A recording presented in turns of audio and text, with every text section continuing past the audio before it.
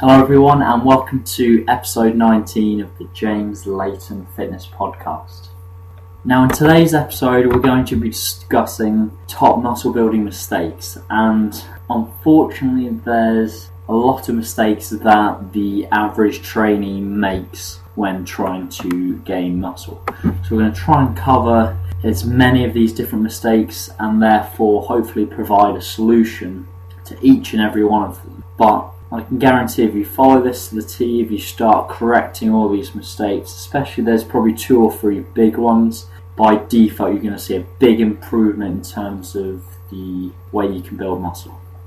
Now firstly, such an important factor, as you probably know, is not eating enough calories. You'd be surprised at how few people actually do this when they're in a muscle gaining phase, despite what they tell you. So the typical response would be, I'm eating loads of food, but that's a subjective statement. Let's look at the facts. Have you been measuring your weight gain over a period of time? And if you're not seeing a weight gain on the scale over a period of time, we need to increase calories. And therefore that indicates that we need to start tracking your food intake as well, because essentially if you don't know how much you're eating, you don't really know how much to increase that by, and also it'll be very easy just to start eating way too much. There's a great Lyle McDonald quote and it goes like the following: you can't build muscle out of wishful thinking and thin air alone. You need to be in an energy surplus. Second important factor, sufficient protein. Again, so few people consume sufficient protein, or they go too far to the other extreme and consume too much. Anywhere between 2 to 3.1 grams of protein per kilogram of body weight should be ideal for most individuals, with the caveat that you're a relatively lean individual. By that I say approximately under 20% body fat for males, under 24-25% body fat for females. The reason I say that is obviously if you're above those figures, setting protein requirements on your body weight probably isn't a very good idea. Therefore, if you're one of those individuals that actually focus on a fat loss phase first, and you base your protein requirements based on your goal body weight. So you can see obviously if you've got too much body fat, your body weight will be much higher and therefore protein will be set way too high. So the most part I'll set protein based on body weight, with the caveat they're a relatively lean individual. If they're not, are based on their goal body weight. So 2 important factors: make sure, 1, you're tracking your food intake, 2, sufficient protein, 2, sufficient calories. So you're probably wondering, what's the easiest way to determine this? You've got a couple of options. You can either work out your maintenance calories via various calculators online, or you can even download my free ebook on my website. Go to jameslayton.fitness.co.uk, download my free ebook, and I'll basically teach you how to set calories for muscle gain. However, you have another option as well, and the other option would be just to track your food intake over the week. Make sure you're actually consuming sufficient protein, and just say, for example, if you maintain your body weight, that would be ideal, because we know unequivocally these are your maintenance calories, and from there we can start adding food intake on top of that. So protein's going to stay relatively constant, and the main macronutrients which will be increasing will be mainly carbohydrates, a little bit of fat as well. So from there I'd look to increase calories by about approximately 5 to 10% from mainly carbohydrates and a little bit of fat as well. It really depends. It's difficult to give some exact figures, but somewhere along a 4-to-1 ratio of carbs to fat is usually a pretty good ballpark to work from. So for example, if you added 20 grams of carbohydrate, you could add 5 grams of fat. But like I said, really depends on the individual. For a lot of leaner individuals, focusing mainly on the carbohydrates is an excellent way to go. So now once we've got that in place, we're starting to consume sufficient protein, sufficient calories. Then it's a case of actually measuring your progress and then adding calories when required. And unfortunately, for a natural trainee, building muscle is a very slow process, and unless you're a rank beginner, anything more than 2 pounds a month is just going to be fat. Therefore, there's your target, half a pound a week. If you don't meet that target, increase food intake once again. If you do, continue doing the same thing.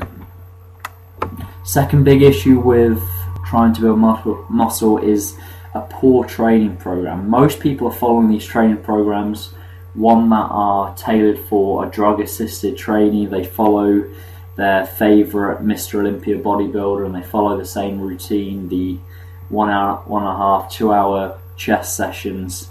And just think about this logically, you're following a routine of someone that spends tens of £1,000s a year on drugs, is an absolute genetic freak, because by default, for you to compete at the highest level, which they are, one, you need to be a genetic freak, two, you need to take a lot of drugs. So why are you following a same program tailored for an individual like that? And there's a key distinction for a natural, you really want to be training muscle groups more frequently, so 2 to 3 times per week, contrary to the one body part. So therefore this transition in itself will make a big difference. So start following, say, an upper lower split or a push-pull legs or any split routine where you're training each muscle group at least twice per week, because that's an excellent place to start. Another big factor is increasing volume over time, increasing strength. As I discussed in some other podcasts, increasing volume over time, with the caveat the load is heavy enough, has the biggest significant impact on increasing hypertrophy. Therefore, this should be your main focus, and that's sets times reps times load. Like I mentioned before on some other previous podcasts, there's an excellent recent study by Brad Schoenfeld where he compared a powerlifting routine and a bodybuilding routine, and muscle gains was the same over 12 weeks because volume was equated, so volume was the same. So that should be really your main focus, and making sure that is increasing over time. And it's also important to note that you're not seeing that volume go up over time, you're not seeing your strength go up in time.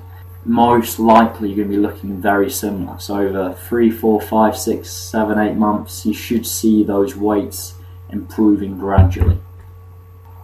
Another big muscle building mistake is a lot of people focus on the pump. They focus on the irrelevant things rather than the things that actually matter. Rather than focus on increasing training volume over time, they focus on the pump and how they feel. They focus on lifting light weights, high repetition, just to get that feel. But like I said, if you're not increasing that volume over a period of time, there's no need for your body to adapt and grow. So change the emphasis from focusing on the pump versus actually focus on these measurable, objective increases in volume and strength over time. Another big issue, people changing their routines too frequently. You really need to be sticking with someone for an extended period of time. Otherwise, it's very difficult to be measurable and objective. It's very difficult to objectively add more volume if you're changing your exercises every week, changing your reps every single week. Now, I'm not saying that you shouldn't be using a periodization model. You should be for the most part, especially if you're an intermediate to advanced trainee. But you still need to have those same key lifts in there for an extended period of time. Like I said, by changing too frequently, you cannot objectively increase training volume over time. Another big issue is people trying to stay too lean throughout the muscle building phase. I've done this so many times in the past as well, and you really just need to realise, especially past the beginner phase, there will be some degree of fat gain just because you're in an extended caloric surplus. The goal is really trying to minimise this as much as possible, but by trying to stay too lean, you can really hamper some of your strength gains. You really will struggle to recover sufficiently, especially as you start getting stronger. So I'm not saying get overly fat, but at the same time, if you really want to see some significant muscle mass changes, you really need to allow a small degree of fat gain to allow for strength gains. And then next point, contrary to that, getting overly fat.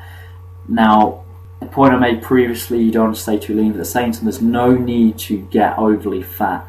And it's just important to note that your body can only build muscle at a certain rate, especially for a natural training. Therefore, by trying to force feed gains by consuming way too many calories, way over that small surplus that we require for muscle gain, you cannot force feed gains. So therefore, you're just getting overly fat for no reason. The reason why this is a big issue is at some point you need to get that body fat off and go into a fat loss phase. And by getting overly fat, you're essentially going to go into fat loss phase and spend longer in a dieting phase, potentially reducing a lot of those strength gains you made during the muscle gaining phase, and almost you're potentially back to square one. So by staying or not getting overly fat, you essentially give yourself less time to get leaner, and you have your best chance of maintaining those strength and muscle gains. Next point, being patient and consistent. As I just mentioned, muscle gain for a natural is an exceptionally slow process, very slow, especially past the intermediate phase. And you'll see a lot of the top natural bodybuilders, they'll barely increase their stage weight by 1 or 2 pounds from 4 or 5 years training once they've already got at least a decade of training under their belt.